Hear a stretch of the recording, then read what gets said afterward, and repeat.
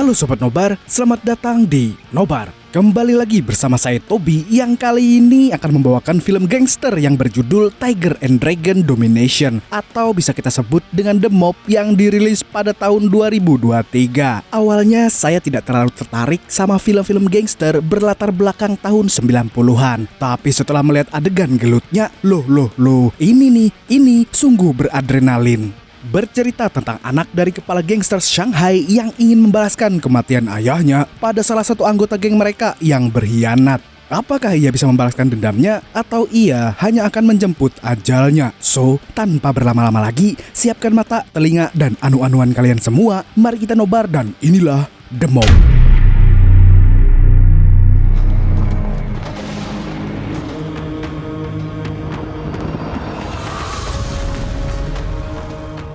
Film dibuka dengan peperangan yang terjadi di derasnya rintik hujan. Peperangan antara dua geng yang menguasai Shanghai.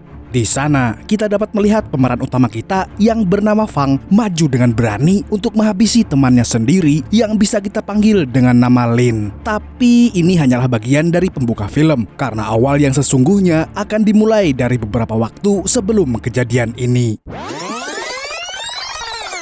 Di suatu kasino, kita diperlihatkan dengan Lin yang sedang mencari pemilik kasino tersebut karena dia ternyata merebut wilayah yang seharusnya tidak ia sentuh. Di sana juga ada Fang yang pada saat itu kalah dalam berjudi, lalu memutuskan untuk membaca komik. Tanpa Lin tahu, pemilik kasino itu datang dengan beberapa anak buahnya untuk menghabisinya.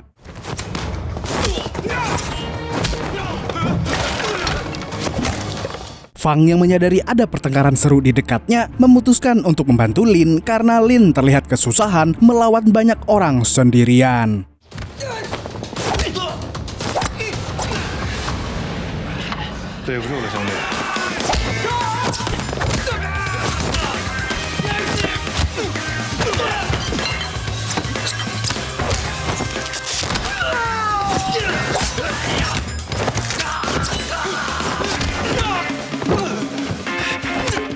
Mengetahui bahwa orang-orangnya tak berdaya melawan Lin dan Fang, pemilik kasino itu pun mencoba memberikan Lin uang damai agar ia bisa pergi dengan bebas. Tapi ternyata Lin bukan orang yang rendah seperti yang dia kira.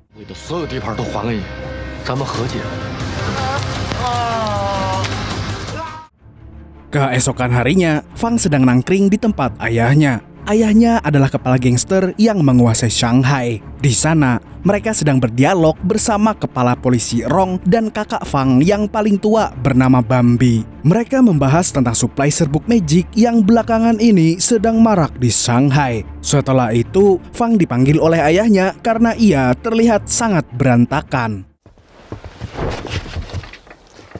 Tapi Fang sendiri tidak peduli dengan penampilannya. Ia juga mengatakan bahwa ayahnya terlalu dekat dengan pihak kepolisian karena menurutnya itu terlalu berlebihan untuk posisi mereka sebagai geng terkuat di Shanghai. Ayahnya lalu kecewa karena ia merasa sudah gagal mendidik Fang. Di markas mereka, Fang kembali bertemu dengan Lin yang berterima kasih karena ia sudah membantunya tempo hari. Ia juga berjanji kepadanya bahwa suatu hari ketika Fang terkena masalah, ia akan datang untuk membalas utang budinya. Di sana kita juga diperkenalkan dengan saudari Fang yang paling tua bernama Lela. Rapat besar pun dimulai. Ternyata, bos Lin sekaligus ayah tirinya yang bernama Pengkor dituduh sebagai orang yang melanggar aturan karena salah satu anak buahnya, yaitu Lin, dinyatakan bersalah atas penyerangannya kemarin. Yang memiliki kasino tersebut ternyata adalah adik dari anggota geng mereka yang bernama Sapi. Untuk mempertanggungjawabkan apa yang ia lakukan, Pengkor ingin menebus kesalahan Lin dengan hukuman adat mereka. Tapi tiba-tiba sehabis itu, sebagian anggota gangster membungkam Sapi yang dari tadi menuntut balas dendam kepada Lin. Kemudian rapat besar pun dilanjutkan. Ayah Fang menegaskan sekali lagi bahwa ia sebagai pemimpin tidak memperbolehkan orang-orang anggota gengnya berbisnis atau menjual serbuk magic.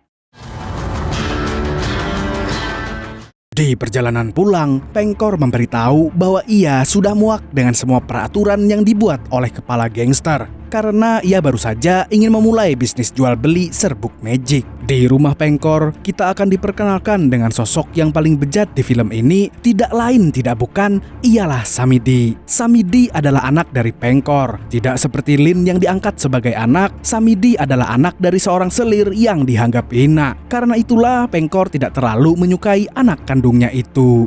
Keesokan harinya, ayah Fang sedang cukur rambut, dan di luar tempat itu sudah berkumpul para pembunuh bayaran yang sedang mencarinya. Naasnya, ia tidak tahu bahwa dirinya telah menjadi target para pembunuh bayaran. Tapi sebagai kepala dari para gangster, dengan tangguh ia berdiri untuk melawan para pembunuh bayaran itu.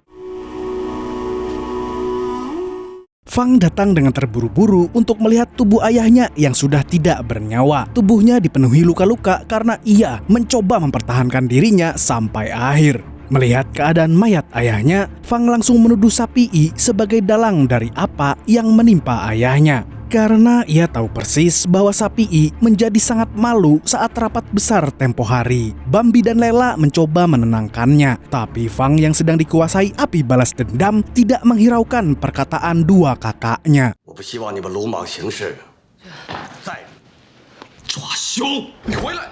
Di kasino milik Sapii, Fang datang untuk menghajar semua anak buah Sapii. Sampai akhirnya hal yang tidak terduga pun terjadi.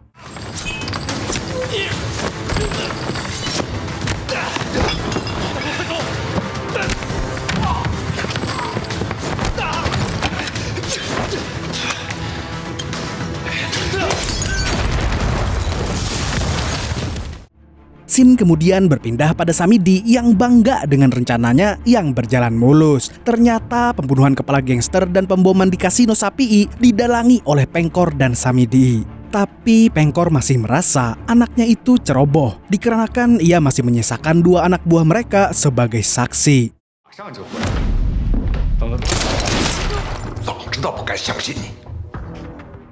Di rumah sakit, Fang yang baru siuman diberitahu kedua kakaknya bahwa dalang sebenarnya dari pembunuhan ayah mereka adalah Pengkor. Karena setelah kematian sang kepala gangster, Pengkor memulai bisnis penjualan serbuk magicnya. Tak berselang lama, kita diperlihatkan dengan Bambi yang sedang menanyakan informasi pada mata-mata mereka yang ada di geng Pengkor. Ternyata benar bahwa semua bencana jahat yang menimpa keluarga mereka dilakukan oleh Pengkor karena ia ingin mencalonkan diri sebagai ketua gangster yang baru. Mendengar itu, Bambi hanya bisa terdiam. Keesokan harinya, tiga orang bersaudara itu sedang berdiskusi tentang cara mereka untuk membalas perlakuan Pengkor pada ayah mereka. Lela juga tidak setuju jika Pengkor bisa menjadi kepala gangster berikutnya. Karena itu, ia menyarankan bahwa Bambilah yang harus maju menjadi kandidat pemimpin untuk melawan Pengkor. Tapi alih-alih menemukan solusi, mereka mendapatkan kiriman yang berisi potongan kepala dari mata-mata mereka. Di sisi lain, Lin dan Samidi diminta Pengkor untuk merebut wilayah pelabuhan agar mereka bisa dengan bebas bertransaksi atau mengirim serbuk magic keluar daerah. Tapi karena Samidi yang saat itu ingin membuktikan dirinya pada ayahnya, ia melakukan hal yang kelewatan dengan cara membunuh pemilik pelabuhan. Untungnya ada Lin yang mencegah Samidi agar tidak lebih jauh melangkah untuk membunuh anak pemilik pelabuhan yang terhitung masih bocah. Sepulangnya mereka berdua ke tempat Pengkor, seperti biasa Pengkor memukuli Samidi karena ia tidak pernah becus dalam melakukan perintahnya. Pengkor lebih memilih Lin untuk menjadi penerusnya dibanding Samidi yang selalu gagal melakukan apa yang ia mau. Lin lebih bijak dalam bertindak dan melakukan sesuatu, karena itulah Pengkor lebih menyukainya. Kemudian Fang datang untuk membom markas Pengkor. Di sana ia malah bertemu dengan Lin yang mencoba menghentikan aksinya itu.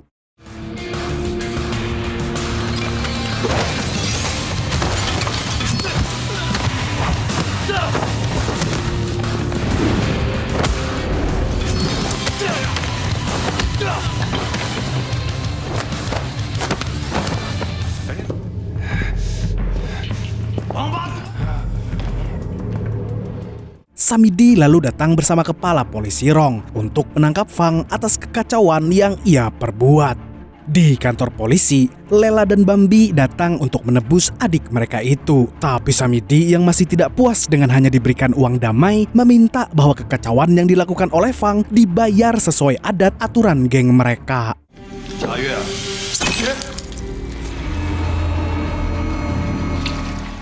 Melihat itu, Samidi pun pergi meninggalkan kantor polisi. Sementara Fang yang melihat pengorbanan Lela menjadi merasa sangat bersalah karena tingkahnya yang selalu terburu-buru dan ceroboh. Kepala polisi Rong lalu meminta 3 bersaudara itu harus berhati-hati karena dia tahu sehabis kematian ayah mereka, nyawa mereka bertiga sangat terancam. Ia juga kembali memperingati Fang tentang sikapnya yang selalu semena-mena sendiri. Sesampainya mereka di rumah, perdebatan mulai terjadi antara Lela dan Bambi dengan pengikut setia geng mereka. Mereka kebingungan dengan aksi apa yang harus dilakukan agar bisa menjatuhkan Pengkor untuk menjadi kandidat kepala gangster. Tapi tanpa diduga, Fang mengangkat tangannya dan memberitahu bahwa ia sudah mempunyai rencana. Ia juga mengundang seorang yang bisa mereka andalkan untuk bekerja sama melawan Pengkor dan keluarganya. Kemudian kita diperlihatkan dengan rencana Fang yang ternyata adalah pembunuhan berencana pada semua anggota geng mereka yang mendukung Pengkor untuk menjadi kandidat.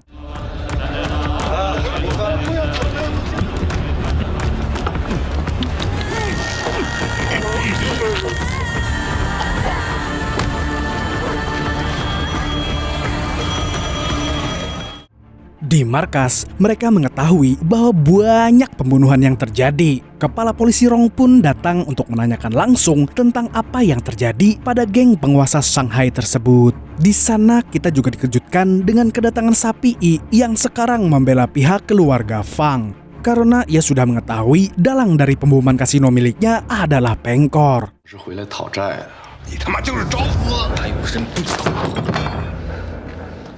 Melihat keadaan yang semakin keruh tanpa adanya solusi, Fang lagi-lagi menyarankan penyelesaian yang sederhana, yaitu perjudian antara dirinya dan Samidi yang mempertaruhkan nyawa mereka sendiri. Dengan cara salah satu dari mereka menembakkan pistol yang hanya berisikan 1 peluru ke kepala mereka sendiri. Samidi pun setuju untuk melakukan pertaruhan tersebut.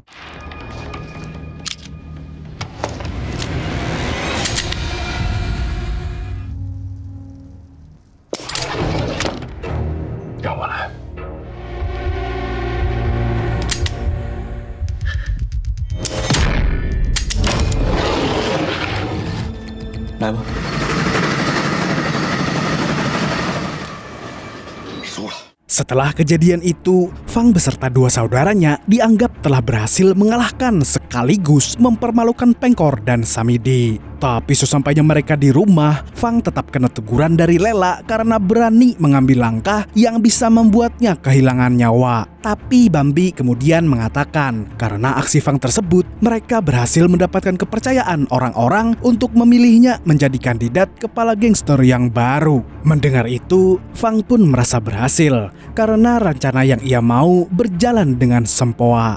Di markasnya, Pengkor merasa bahwa ia sangat dipermalukan oleh Fang. Dan saat itu juga, ia memutuskan perjanjian kerjasamanya dengan seorang kartel Prancis karena takut bisnis serbuk magicnya dapat dilacak oleh musuh-musuhnya. Tapi Samidi yang melihat tingkah ayahnya mulai menyusun rencananya sendiri dengan cara main belakang dengan kartel Prancis itu. Rencana Samidi ternyata adalah rencana brutal, di mana ia akan membunuh Bambi saat sedang bekerja, lalu memfitnah Bambi seakan-akan melakukan transaksi serbuk magic, sehingga keluarga mereka seperti melanggar aturan yang mereka buat sendiri. Kartel Prancis yang mendengar rencana Samidi menganggapnya lebih jenius daripada ayahnya.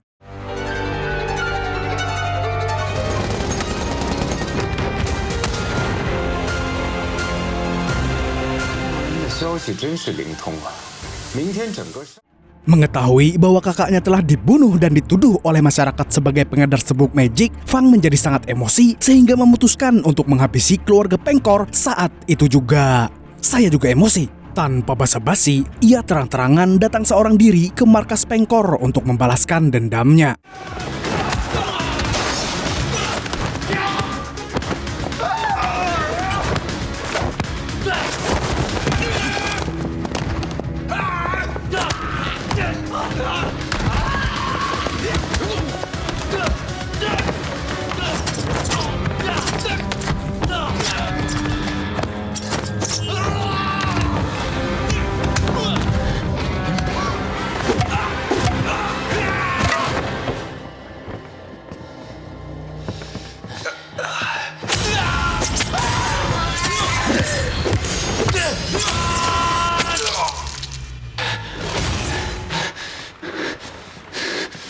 Terkejut ketika melihat Pengkor yang saat ditemukan sudah tidak bernyawa, Fang memutuskan untuk kabur lewat jendela karena ia berhasil disudutkan oleh Samidi dan anak buahnya. Di luar dugaan, ternyata Lin datang untuk menyelamatkan Fang yang saat itu sedang dikejar oleh Samidi. Lin pun membawa Fang ke tempat makan terdekat untuk bersembunyi. Di sana ia mengatakan bahwa ia sudah tahu pelaku yang membunuh Pengkor bukanlah Fang, karena Lin lah yang menemukan mayat Pengkor lebih dulu. Sehingga ia sadar bahwa Fang sebenarnya sudah berhasil dijebak oleh one and only Samidi. Mendengar hal itu, Fang hanya bisa terdiam dan mulai menyusun rencana yang bisa ia jalankan untuk membalaskan dendamnya pada Samidi. Waktu pun berlalu, Samidi berhasil menguasai geng ayahnya. Ia lalu memerintahkan semua geng agar mematuhi apa yang ia minta, termasuk para pengikut geng keluarga Fang yang saat itu sudah tercerai-berai dikarenakan kematian Bambi. Terlihat Lela datang ke kamar Fang yang saat itu sedang terpuruk dengan apa yang menimpa keluarga mereka. Fang meminta Lela mengasingkan diri untuk sementara waktu karena ia baru saja mengirim surat perang pada geng Samidi agar semuanya berakhir. Lela tidak bisa berkata apa-apa, mau tidak mau ia pun mengikuti kemauan adiknya itu. Dan tanpa berlama-lama, kita diperlihatkan dengan Fang yang sudah bersiap-siap mengumpulkan semua anggota gengnya yang masih tersisa untuk berperang dengan Samidi. Saat itu, Fang juga berhasil meminta bantuan dari Sapii untuk bergabung pada gengnya agar mereka bisa menghabisi Samidi bersama-sama.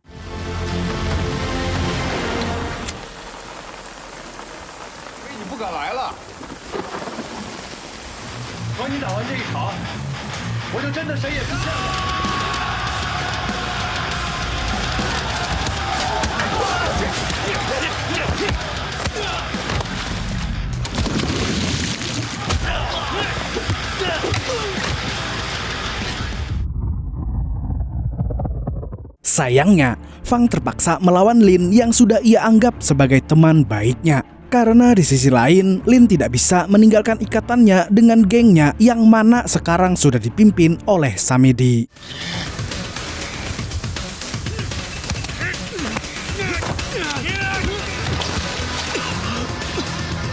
Pertarungan antara mereka berdua harus terhenti karena tiba-tiba melihat Samidi yang sangat pengecut karena memakai senjata dalam pertarungan antar geng, Lin memutuskan untuk berkhianat karena ia merasa bahwa Fang tidak pantas mati karena pertarungan ini. Tapi alih-alih menahan Lin untuk berkhianat, Samidi lalu mengangkat pistolnya untuk menembak saudara tirinya itu.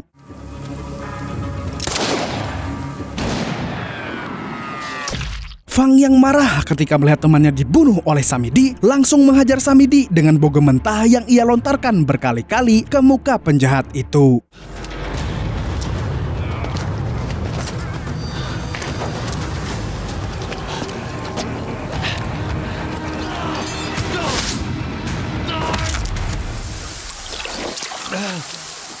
Tapi Fang tetap saja tersudutkan karena Samidi memakai pistol untuk melindungi dirinya. Untungnya Fang tidak bodoh seperti aksi-aksinya yang ia lakukan sebelumnya. Karena ia sudah lebih dulu bekerja sama dengan kepala polisi Rong untuk menyergap tempat mereka berperang. Melihat bahwa polisi ternyata memihak pada Fang untuk menangkap dirinya, Samidi lalu ingin menembak Fang dengan pistol. Tapi ternyata pistol yang ia pegang sudah tidak mempunyai peluru.